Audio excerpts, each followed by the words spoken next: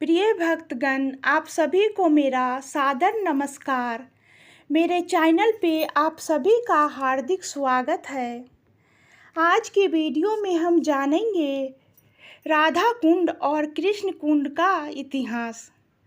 साथ ही दोस्तों, आप मेरे चैनल पे नए हो तो चैनल को लाइक शेयर सब्सक्राइब करना न भूलें। धन्यवाद।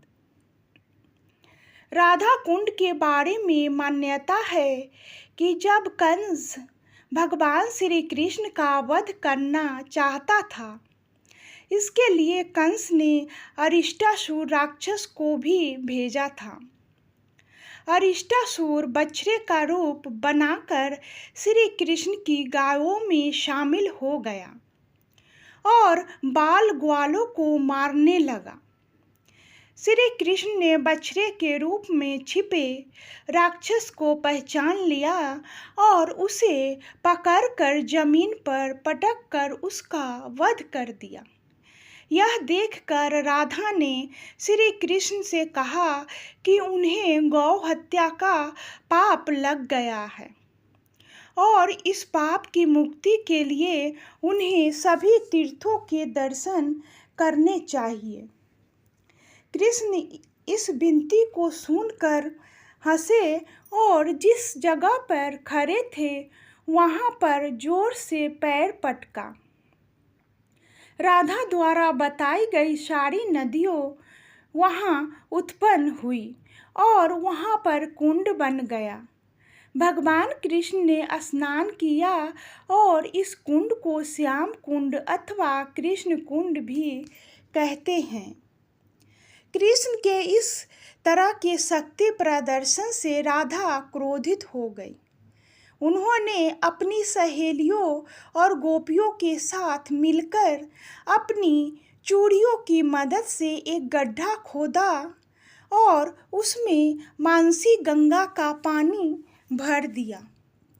इस तरह गोवर्धन के पास एक विशाल झील राधा कुंड का निर्माण हुआ। राधा कुंड के विषय में मान्यता है कि यदि किसी दंपति को संतान की प्राप्ति नहीं हो रही है और वे अहोई अष्टमी की मध्यरात्रि को इस कुंड में स्नान करते हैं तो उन्हें संतान की प्राप्ति हो सकती है। गोवर्धन से 5 किलोमीटर की दूरी पर स्थित यह कुंड काफी श्रद्धालुओं को अपनी ओर खींचता है। दोस्तों, अक्टूबर और नवंबर के महीने में यहाँ काफी भीड़ होती है। जब उत्सव को मनाने के लिए वार्षिक मेला का आयोजन होता है, लोग इस कुंड में डुबकी लगाकर अपने पापों को धोते हैं।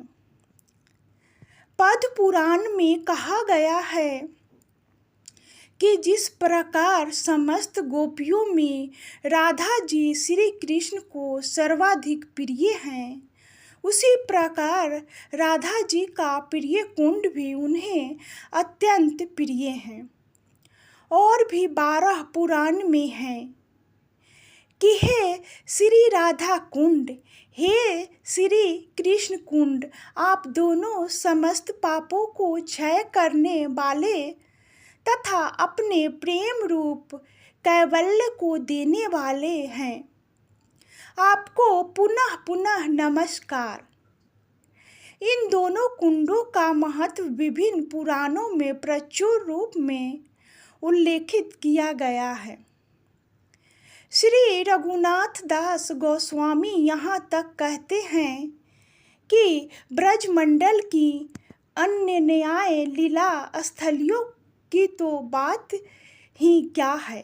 श्री वृंदावन जो रहस्यमय रास स्थली के कारण परम सुरमय है तथा श्रीमान गोवर्धन जी जो रसमय रास और युगल की रहस्यमय केली कीड़ा के स्थल है। ये दोनों श्री श्री मुकुंद के प्राणों से भी अधिक प्रिय श्री राधा कुंड की महिमा के अंश लेस मात्र भी बराबरी नहीं कर सकते। ऐसे श्री राधा कुंड में मैं आश्रय ग्रहण करता हूँ। श्री राधा कुंड गोवर्धन से प्रायः 3 मील उत्तर पूर्व कोण में स्थित है। गांव का नाम आरीट है। यहीं अरिष्टासुर का वध हुआ था। वृंदावन और मथुरा दोनों से यह 14 मील की दूरी पर अवस्थित है। श्री राधा कुंड श्री राधा कृष्ण युगल के माध्याह्निक लीला विलास का स्थल। यहाँ श्री राधा कृष्ण की नाना प्रकार की केली क्रीड़ाओं संपन्न होती है, जो अनंत कभी भी संभव नहीं है। इसलिए इसे नंदगांव, बरसाना, वृंदावन और गोवर्धन से भी श्रेष्ठ भजन का स्थल माना गया है। इसलिए श्री राधा भाव एवं कांति सुवलित श्री चैतन्य महाप्रभु ने स्वयं इस भावयुक्त रहस्यमय स्थल का प्रकाश किया है। किंतु उन्होंने भी इस परमोच्च रहस्यमय स्थली का प्रकाश नहीं किया। स्वयं श्री राधा कृष्ण मिलित तनु श्री गौर सुंदर ने ही इसका प्रकाश किया। दोस्तों, कथा प्रसंग सुनाती हूँ। श्री कृष्ण ने जिस दिन अरिष्टासुर का वध किया, उसी दिन रात्रि काल में इसी स्थल पर श्री कृष्ण के साथ श्री राधिका आदि प्रियाओं का मिलन हुआ। श्री कृष्ण ने बड़े आतुर होकर राधिका का आलिंगन करने के लिए अपने कर पल्लवों को बढ़ाया। उस समय राधिका परिहास करती हुई पीछे हट गई और बोली, आज तुमने एक गौ की हत्या की है, इसलिए तुम्हें गौ हत्या का पाप लगा है। अतः मेरे पवित्र अंगों का स्पर्श मत करो। किंतु कृष्ण ने मुस्कुराते हुए उत्तर दिया, मैंने एक असुर का वध किया है। उसने छल कर सांड का भेष बना लिया था, अतः मुझे पाप कैसे स्पर्श कर सकता है। राधिका ने कहा, जैसा भी हो, तुमने सांड के रूप में ही उसे मारा है, अतः गौ हत्या का पाप अवश्य ही तुम्हें स्पर्श कर रहा है। सखियों ने भी इसका अनुमोदन किया।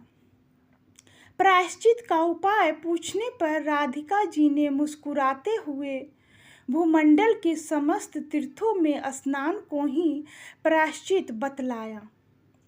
ऐसा सुनकर श्री कृष्ण ने अपनी एड़ी की चोट से एक विशाल कुंड का निर्माण कर उसमें भूमंडल के सारे तीर्थों को आवाहन किया।